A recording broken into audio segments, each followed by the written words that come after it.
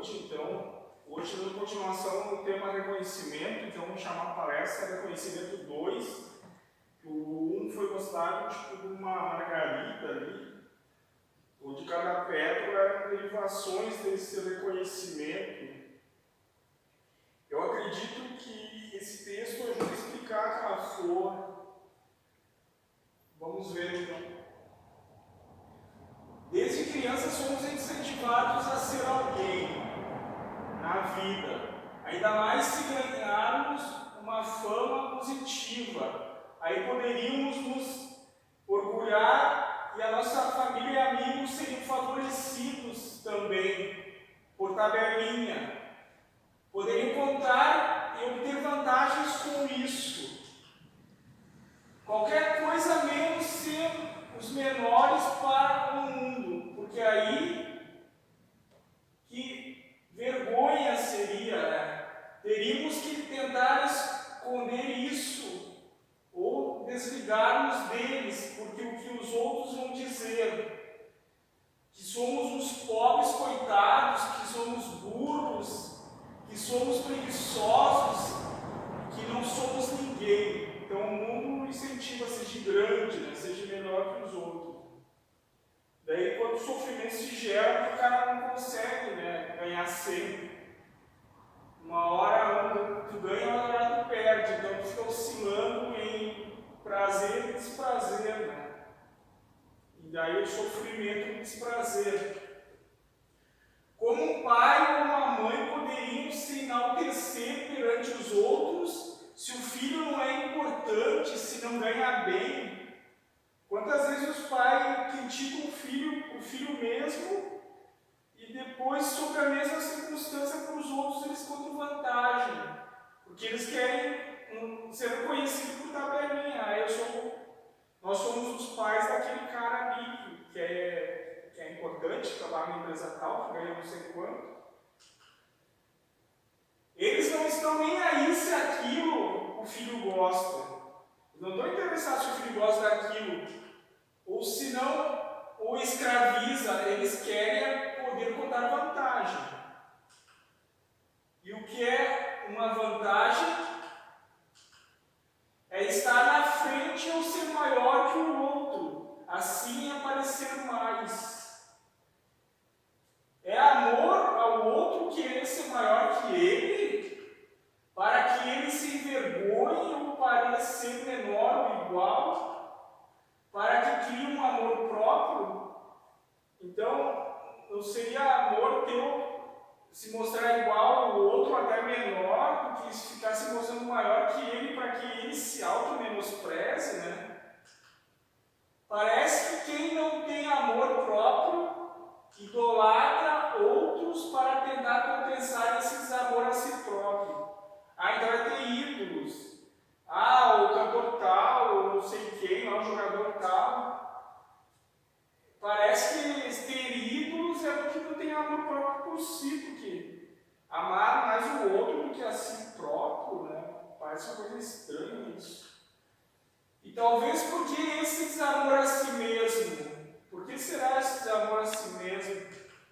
Talvez por acreditar nas verdades do mundo, que teria que ser vencedor, teria que ser o primeiro, teria que ser o melhor, teria que ser o mais bonito, teria que ser o mais inteligente, teria que ser o que tem mais dinheiro, teria que ser o mais tudo. Aquele que não conseguisse atingir todos esses quesitos seria um Deus humano. Então é tantas coisas que daí tu não atinge elas e daí tu começa a se menosprezar, né? E daí a mídia vende que aquele lá, o teu ídolo, ele tem quase tudo isso. Ele tem dinheiro, tem beleza, tem inteligência, tem tudo, né? Então, talvez tu terciarize esse amor a ele porque tu não preencheu os quesitos que o mundo não te pôs, ele te sugeriu, tu que comprou a ideia, né? Que prova a esses espíritos que passam por isso. Há relatos de muitos em situações assim que perderam a sua paz buscando reconhecimento. Tem que serem escoltados e duvidar até da própria sombra de medo de serem atacados e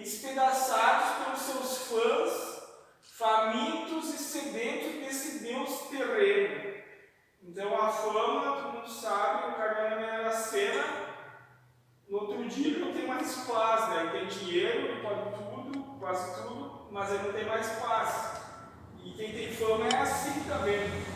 Se ele sair na rua, é capaz dos fãs começarem a querer rasgar a roupa dele, arrancar cabelo, para poder levar embora como recordação ou mostrar para os outros. Certo? Em vídeo. Como a mente sempre quer mais, aí mantém aquele Deus por não ter um outro maior para substituí-lo, mas exige desse que cada vez mostre mais poderes para se manter no seu pedestal. Então eu mantenho esse como meu ídolo, eu reconheço ele como melhor que eu, mas não tendo o outro, esse vai ter que se puxar, ele vai ter que estar sempre fazendo façanhas que me contente por tabelinha, né? Estou idolatrando alguém e esse não se inova, está sempre nas mesmas, né? Então esse também é cobrado pelo seu fã cada vez mais, né? Só que um dia surge um sucessor, aí esse é atirado na sarjeta do esquecimento, e por estar viciado em bajulações, se deprime pensando assim: mas eles diziam que me amavam, eles amavam a condição de se intitular seguidores do melhor, para assim serem os melhores. Como apareceu outro melhor,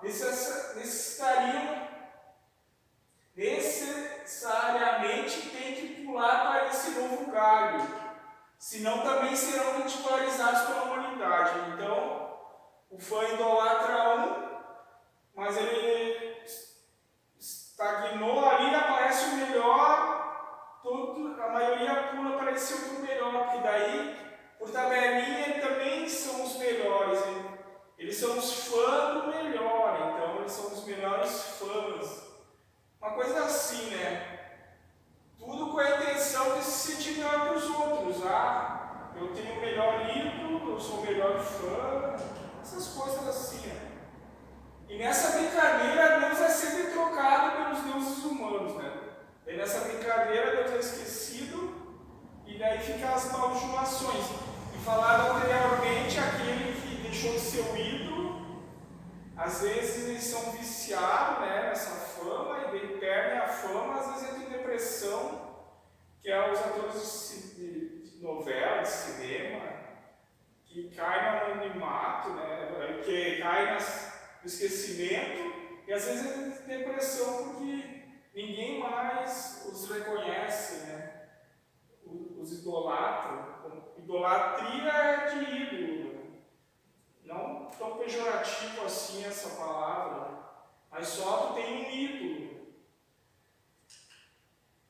E daí quando a gente sai da linha da igualdade, a gente começa a ter paixões, então esse é melhor que os outros, e o oposto daquilo seria os piores, né? Tudo aqui é uma ilusão, essa realidade é uma ilusão, uma criação mental. Então, como deve ser a mente de quem busca o reconhecimento? Como deve ser? Deve achar que ser reconhecido é o certo. Então, quando assim não é, vem como erro. Então, o certo dele é ser reconhecido, quando não é, vem como erro. Isso nós temos no nosso dia a dia. Se chatear porque não nos deram um bom dia, se chatear porque não agradeceram o que fizemos aos outros, é uma busca de reconhecimento, né? Que se não tem, sofre. Mas porque sofre, porque botou um certo que teria que se ter, né? Se vê agredido, se ofende, sofre. Só que se sabe que quando puxamos muito o pêndulo do equilíbrio para um lado, ele voltará pelo outro. Então ele pode ser reconhecido um monte de tempo, como eles dizem, pelas mesmas condições, uns vão te adorar e outros vão te detestar. Então, esses ídolos, pelos mesmos motivos, uns vão adorar eles e outros vão detestar. E como é que ele vai lidar com os que o detestam, que não gostam dele? Vai ter que viver só rodeado dos que gostam dele? Se chegar uma informação pela mídia ou qualquer coisa assim, que tem alguém que satirizou ele, desdenhou, debochou, é capaz de querer processar, de entrar em sofrimento, porque a mente dele é muito só de conhecimento. Então, o oposto disso vai ferir um monte, né? Então, pode passar por momentos de reprovação, porque tem que acabar em zero o tempo do equilíbrio. Se tu for reconhecido, tu vai ser desreconhecido, né? Reprovado, para que se equilibre isso. Então, esteja preparado para a reprovação também. A posição mental daqueles que nunca foram reconhecidos ou normalmente são reprovados para uma mesma situação poderia ser do tipo: não estou nem aí para o que eles dizem ou acham de mim. Aquele que não busca reconhecimento já está acostumado até a ser reprovado, as ideias que tem. Talvez ele já está mais preparado, não está nem aí com o julgamento que vai receber. Já o outro talvez sofra mais, né? Agora, para aquele que desde pequeno me convenceram que é o melhor de todos, a mãe deles que sempre foi o melhor, pode se melindrar até com um bom dia que não lhe deram. Então, o milímetro, o mimo, né? Ficou só no ninho, né? Em casa, os pais lambendo a cria ali. Quando ele sai para o mundo, os outros vão falar o contrário, daí o mundo acaba. É voltar para baixo das asas da mãe e que a mãe me convença que não, que ele é o melhor do mundo, o melhor do mundo. Nessa busca de sermos os reizinhos do mundo, queremos que os holofotes se virem para nós, queremos palmas, queremos elogios, queremos que façam o que nós mandamos, queremos ser bajulados, queremos ser reis, e que todos os outros sejam nossos súditos. E se aparecer alguém que queira nos tomar o posto, pedimos-lhe a cabeça. Teve um caso aqui que o mentor falou com um moço que achava que as filhas eram depressivas, porque ele se separou e as filhas estavam com a mãe, e ele não ia ter mais condições de pagar a escola particular, tinha que ir para a escola pública. E elas estavam depressivas, ele disse: calma, moço, é só a síndrome da princesinha. Então, sempre criada pelo Beló, né, quando cai aí fora no mundo, talvez tenha alguns que adulem, mas a maioria estão preocupados com si mesmo, né? Daí acho que o mundo é horrendo. Não, é que vivendo dentro de uma bolha dourada, veste ouro e tal. E agora vão ter que aprender a viver, né? O Buda lá não quis viver no reinado e foi para as ruas, é parecido. Ele fez por opção, mas nós temos que buscar o bom de cada dia, né? Então, nós vamos ter que ir no mundo e entrar nas regras do mundo, né? Tem que sair do berço de ouro. Na busca de nos sentirmos os reis do mundo, perdemos a beleza espiritual, que é a funcionalidade das coisas, e buscamos lugares onde nos bajulam mais, e se for preciso, pagamos mais por isso, para sermos bajulados, para nos sentirmos reis. Então, não basta só cortar o cabelo, né?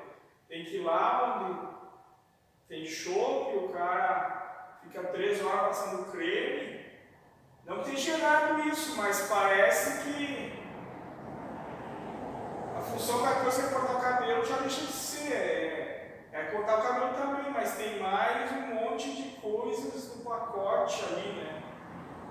Porque nos adula a vaidade, aquilo nos dá prazer.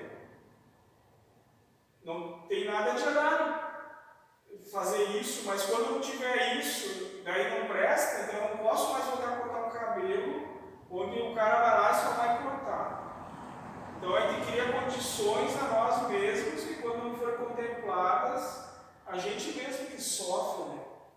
Exemplo, consultórios médicos e dentários, academias, restaurantes, cabeleireiros, onde o objetivo principal não é mais o que normalmente se fazia ali, mas toda a bajulação recebida ali. Assim, paga-se muito mais caro por essas bajulações que o humano gosta e diz: lá é muito bom, nos tratam bem. Claro que está pagando, né? Agora, se não estivesse pagando, não estivesse roubando daquele, te traria bem.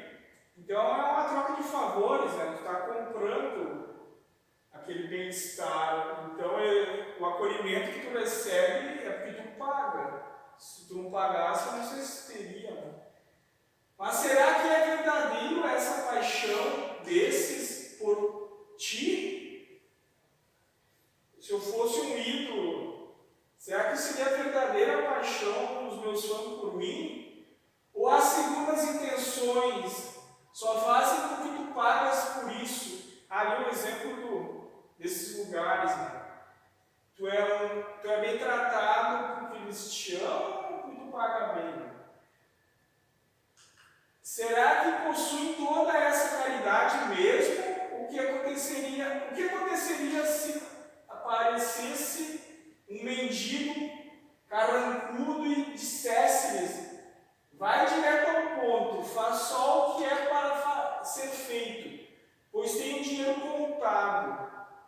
Será como seria tratado? Né? Igual que paga bem lá e tal. Talvez ou não atendessem-no, talvez nem atendessem ele. Né? Ou ele trataria com cara fechada, não ficariam se arreganhando tanto. Talvez não. Onde foi parar o caridoso dali, né? Foi desbancado do seu posto de bonzinho, então Deus mandou algo ali para derrubar aquela máscara de caridade, de bondade. Porque eles ficam te mandando, às vezes, cartão de aniversário, ficam te ligando para ver se está tudo bem. Eles querem cativar o cliente, né? Mas, se não tivesse dinheiro envolvido, aconteceria aquilo? E nos trabalhos assistenciais, onde não há remuneração, né? Trabalho filantrópico aí. O que cada um busca? Pois Deus sempre afere as intenções. Será que não faço isso para receber o agradecimento daqueles, né? O que aconteceria se não recebesse nenhum obrigado? Talvez iríamos dizer que as pessoas estariam exigindo só serem atendidas, que seriam ingratas. Talvez não seja isso. Queríamos receber, então, Então não era gratuito coisa nenhuma. Então, se disser pelo menos um muito obrigado, ou um obrigado, não é gratuito a coisa. Tu quer receber, gratuito não se recebe nada. Queríamos receber o agradecimento. O agradecimento humano, a frase obrigado. Talvez o obrigado se origina da palavra obrigação. Da onde origina essa palavra obrigado? Daqui a pouco é uma obrigação. Tu tem obrigação de dizer obrigado quando alguém te ajuda de alguma forma. Pois senão poderia ser grato ou graças, né? Mas graça significa uma graça, um ganhar de Deus. Então foi Deus que fez o ato. Então ele que deveria receber o agradecimento e não eu, né? Então é só um trocadilho. Antes ele falou que obrigado podia originar da palavra de obrigação, que é obrigado a dizer obrigado. Se tu dizer graças, a palavra graças significa uma graça de Deus, então é a Ele que deve agradecer, né? E não a mim. E raramente é dado a Deus o que é de Deus, queremos para nós, por isso exigimos que os outros nos agradeçam. Caso contrário, dizemos, não lhes ajudo mais. E o que aconteceria se eles nos maltratassem? Não agradeceram, tem a opção de maldizer, né? O outro ainda, além de ajudar ele, me desgraçou. O que aconteceria se eles nos maltratassem? Aí sim é como diz um ditado popular, não quero mais nem vê-lo, nem pintado de ouro. Escrito outro, mas é ouro.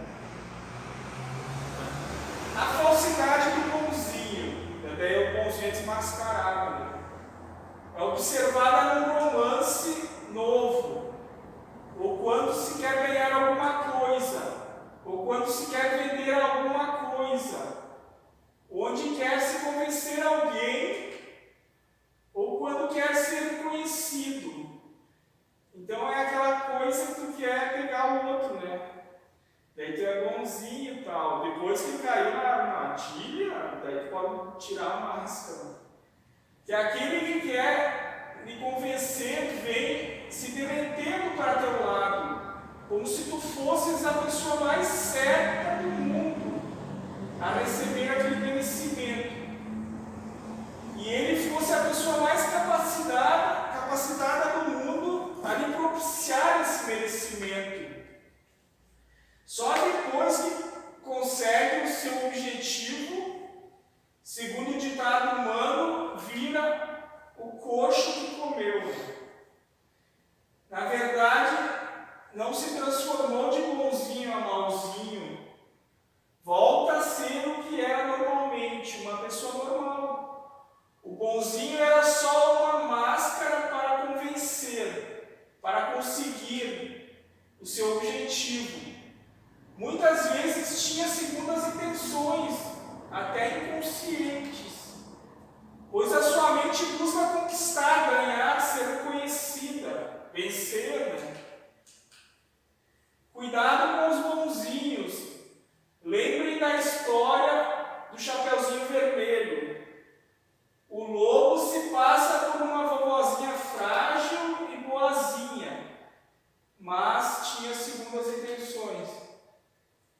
Que nem diz seu mentor, cuidado com os lobos disfarçados em peles de cordeiro. Se lhes der as costas, eles pulam no teu pescoço. Se estenderes a mão, lhes morde a mão. Então o reconhecimento é querer tomar o lugar de Deus, querer para si o agradecimento por algo que foi Deus que fez. E se há algum merecedor, é aquele que recebeu. E recebeu direto de Deus. E aqueles envolvidos nessa situação só passam por teste de vaidade, de se acharem melhor que os outros. Exemplo, médicos, curadores, engenheiros, etc. Todo mundo. Qualquer profissão ou situação que achem ter ajudado alguém por qualquer coisa que seja, que se não fosse por eles não aconteceria. Ou vocês acham que seria impossível para Deus que todos acordassem amanhã numa realidade totalmente diferente da de hoje, sem o auxílio de ninguém? Seria possível que Deus fizesse essas coisas sem precisar de ninguém? E quem sabe até um piscar de olhos que usualmente temos, né? Tudo pode mudar sem ter aqueles que te acham hoje que são essenciais para que aquilo ocorra.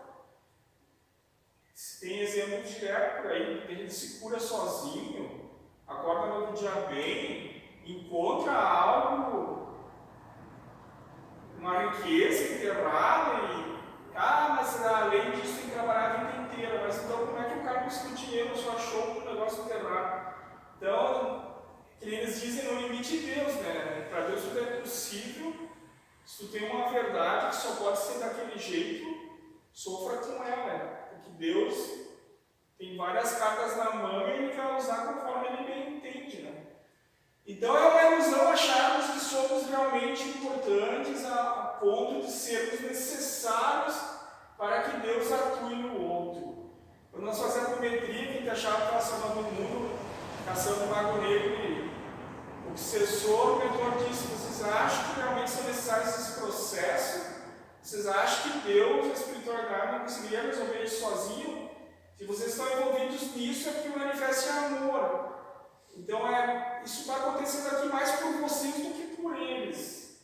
Daí as cuecas que nós vestíamos por cima da roupa de Superman, a gente teve que tirar, porque depois que foi descaradamente nos exposto, queria insistir com aquilo, e o mentor me pegou nessa, porque antes de ele falar isso... E a capa foi aonde? Ele disse... Vocês eram pequenos, olha como cresceram nesse trabalho. Né? E eu comecei a inflar o peito, e quando estava inflado, deu uma rasteira. Né? Vocês acham que são o quê? Vocês acham que são muito importantes? Mas aquilo não cegava. A gente nem chegava a cogitar que não era aquilo. Claro, a gente acreditava no que eles nos diziam. Mas a nossa vaidade nos cegou em muitas coisas. Ele quis falar dele e ia criar uma mesa farta de comida para espíritos que nem comem. Mas tudo bem. E por que será que dissemos? E por que será que dizemos? Por que ele e por que eu não? Por que o outro e eu não? E normalmente dizemos para aqueles ou para as situações que vemos que poderiam ser favorecidos. Então, eu digo essa frase, por que para ele e para não? Porque eu estou vendo que ele está sendo favorecido. Agora, se tivesse uma merda sofrendo muito, eu nem ia dar essa ideia para Deus, porque ele não eu. Né? Eu só faço esse questionamento a Deus quando eu vejo que o outro está ganhando mais do que eu. Né? Pois não dizemos isso para quem estão em situações que achamos ruins. Mas mesmo aqueles que achamos que são situações boas, será que não estamos só vendo o bônus delas e não o ônus? Só queremos o recheio, né? Não queremos o problema todo. Será que se soubéssemos do ônus que eles passam, mesmo assim quereríamos? Que nem eles dizem, o rei é rico, tem poder, mas eles quase enlouquecem, o presidente também, é o dia inteiro cobrança e tal. Será que nós queríamos lugar deles se eles soubessem tudo que eles passam, ou nós só estamos vendo o ouro, né? Se sim, cuidado, que Deus pode providenciar essa prova, nessa vida ou em outra, né? Ainda mais se ele perceber que há uma inveja ali. Talvez tenha uma prova bem maior, já que dissemos que estamos capacitados, que somos bons, que somos os caras, porque parece que para Deus todos somos iguais. Talvez uns estejam mais próximos dele, não porque se aproximaram dele, e sim porque não se afastaram dele. Na busca de serem os deuses, na sua busca e ilusória de serem autossuficientes e ainda mais poder ajudar os outros enquanto Deus sai de férias. Então ali uma brincadeira de ver a coisa, então os que estão próximos de Deus, será que eles buscaram se aproximar de um ponto longínquo? Ou eles já nasceram e ficaram ali, e os que estão longe é aqueles que se afastaram de Deus, achando que eram autossuficientes, soberbos, né? Eles chamam de individualismo, egoísta soberbo, então eu me viro, eu não dependo de Deus nem dos meus irmãos. Deixa que eu me vire sozinho.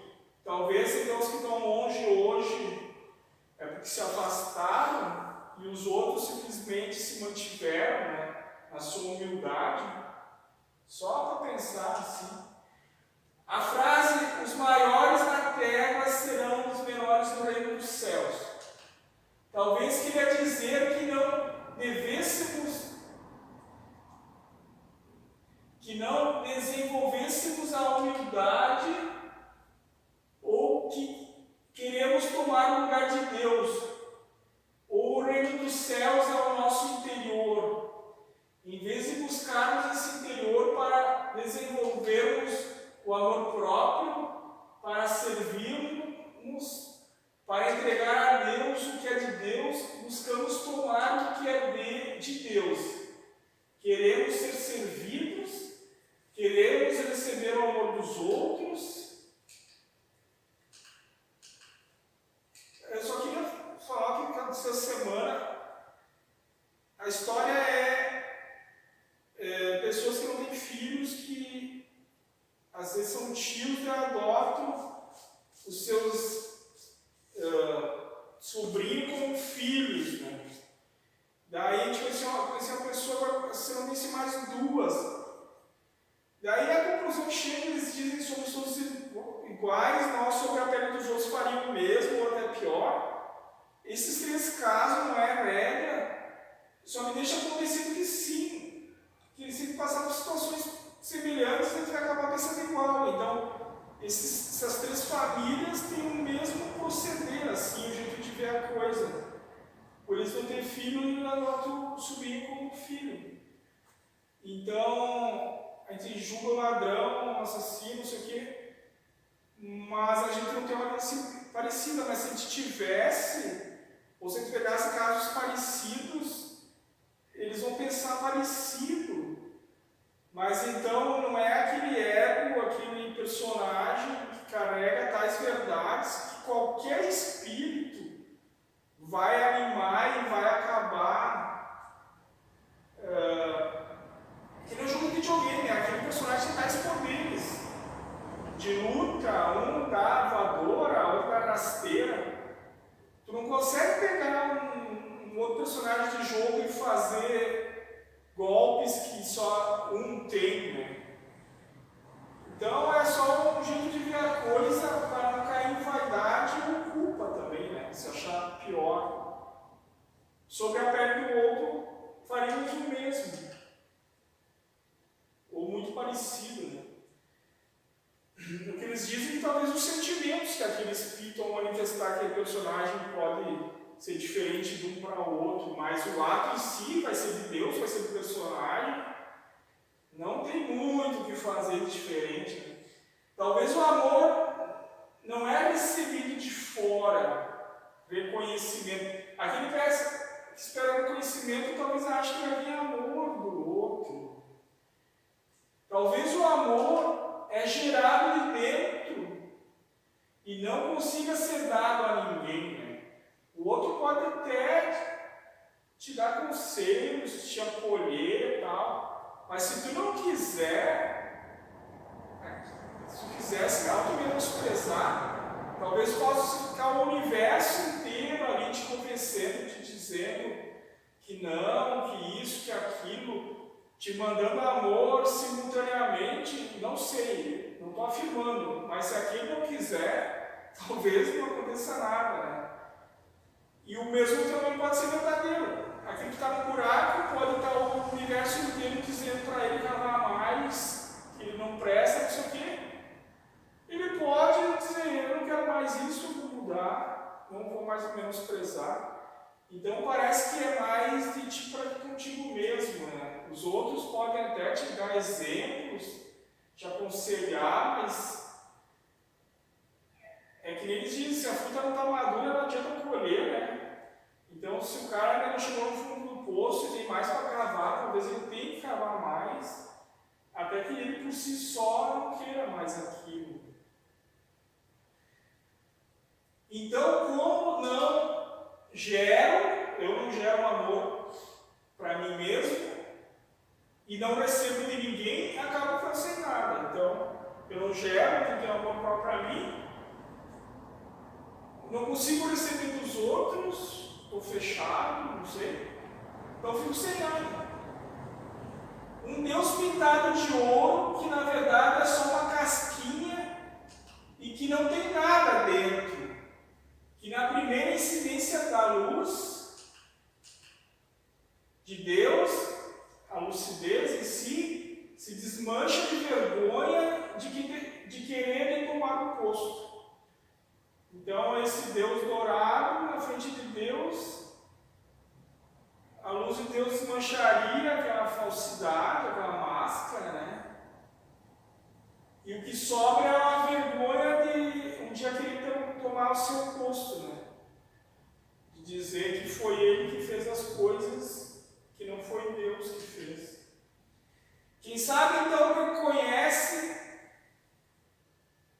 que antes buscava o reconhecimento. Então, tem que chegar um ponto de reconhecer. Sim, eu buscava o reconhecimento. E reconhece agora que não deve mais buscá-lo. Pois o próprio Deus assim não o faz. Deus fica pedindo para que reconheçam Ele. Não tem nem dia de Deus, tem dia de tudo que é coisa. Hoje é dia de Nossa Senhora, dia da criança. Mas em Deus não se tem, e Deus não está preocupado que tenha, né? Não está cobrando. Então parece que Ele mesmo criou uma realidade onde Ele mesmo é reconhecido. Talvez Ele está nos dando um exemplo disso, né? Senão Ele não faria as coisas em silêncio e sem pedir nada em troca.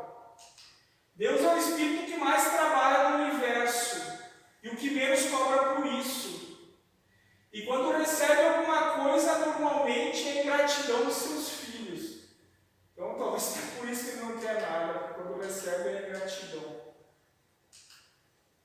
Bom, da minha parte era isso. O reconhecimento? Se o pessoal que está assistindo a palestra aí...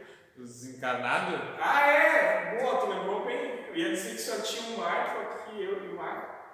Mas raramente a gente convida os nossos irmãos. Fale agora ou cale-se para sempre, né? É. Então, talvez seja para eles também, né? Olha, você está falando que não ficou legal essa palestra aí, que não agregou em nada, que se tivesse ter ficado em casa era melhor. Eu estava falando com o Michael sobre provas. Muitas entidades, o Carlos falava bastante disso. A que vem aqui, que é uma prova, que vai superar, que não vai se clicar em cima dela. Mas Deus só aumenta um pouquinho a intensidade, ou cutuca em pontos, ou cria mais situações, a gente sucumbe. Então, se alguém aqui busca reconhecimento em alguma prova que pediu e queria mostrar para si, para os outros, para Deus, que ia tirar de letra, que não ia sofrer, que se não conseguiu também não se culpe, mas que reconheça que buscava esse reconhecimento e que agora não quer mais. Eles dizem, o Espírito vai ter que pedir, abrir a mão para Deus e dizer, eu não aguento mais, eu não quero mais ganhar, eu perdi, eu reconheço que perdi, mas não faz diferença se ganhou ou perdeu, né? Simplesmente aquilo não é mais interessante, me dê outra coisa para me fazer, quero ser feliz, não quero ficar rodeando pessegueiro nessa situação, que sei lá quanto tempo estou, né? Me culpando. Aqui a gente diz que todo reconhecimento é de Deus, porque os atos são dele. Então quem te entrega qualquer culpa a Deus também. Porque os dois são opostos, né? Se vangloriar e se culpar, né? Então se eu estou entregando todo o reconhecimento a Deus, que eu entregue também a culpa e fique livre, né? Tudo que aconteceu foi Deus que quis. Que esse gente pensou, será que realmente alguém consegue não fazer o que Deus quer e também fazer o que Deus não quer? Bom, para ser um espírito que fez isso, é um forte candidato nas próximas eleições de Deus se candidatar, né? Porque já está no paro, né? Ou ele faz o impeachment de Deus, porque ele não faz o entre pé, não nos obedece, e põe esse outro que já está conseguindo de igual a Deus, né? Um dos requisitos para a reencarnação é a busca do reconhecimento. Pois é. Porque daí ele diz assim, né? Eu vou lá, eu vou fazer isso, e daí eu vou buscar ser reconhecido por isso, por mim mesmo, né? Sim. Não é nem pelos outros, é por mim mesmo eu vou ser reconhecido, que eu vou conseguir fazer essa cadeira aqui, atravessar a parede. Que ela vai dar ser melhor que os outros, não sei o quê. Daí, essa vaidade pode criar o individualismo e soberbo, né? Eu sou vaidoso, eu me basto, não preciso ajudar ninguém. Daí cria soberba, né? E o egoísmo, eu vou pegar para mim. Não, mas por ele mesmo, o reconhecimento por ele mesmo. Assim, entendeu? Eu vou fazer e eu quero esse reconhecimento para mim mesmo. Aí eu preciso provar. Eu preciso para mim mesmo provar isso e ser reconhecido por mim mesmo. Sim. Porque senão eu não vou conseguir. Só que daí se ele não conseguiu, ele vai lá na culpa. Daí fica aí fica no jogo da margarida. Sim, e fica eternamente culpa e glória, né? Porque eu sempre não, mas teve uma época que no grupo eu tinha um colega que treinava artes marciais, que falava bastante de vitórias que teve. Eu também treinei artes marciais, todo mundo quer ir lá no campeonato ganhar, né? As medalhas, tudo. Subir a montanha maior, chegar primeiro. Daí tem o vencer, né? Quer ser melhor que os outros, quer ser reconhecido, quer ganhar dinheiro, quer fama. Tudo que aquilo traz. Daí foi dito lá que na África, numa corrida lá, as crianças deram as mãos e foram correndo juntas. Chegaram juntas e dividiram o prêmio entre elas lá, não sei se eram doces. Tem até um termo lá, não sei o quê. Daí parece aquilo. Acabou, não quero mais ganhar, não quero ser melhor que os outros. Quero estar junto com os outros, quero dividir as coisas com os outros. Então, talvez seja o universalismo, né? A desconstrução do individualismo e se vê como um ser único ali. Uma comunidade, né? Já foi dado vários exemplos que construiu uma casa em mutirão que faz um dia. Um pouquinho de esforço de cada um. Eu acho que vai ser esses mesmos construírem cada um as suas casas por si próprios. Vai ser tão penoso, tão demorado. E talvez eles não vão conseguir fazer com a qualidade que deveria ter. Porque para alguém matar para fazer o telhado precisa 2, 3 para pregar. Então, o individualismo, né, faz parecer tudo mais penoso as coisas. Bom, por hoje seria isso. Tchau, obrigado.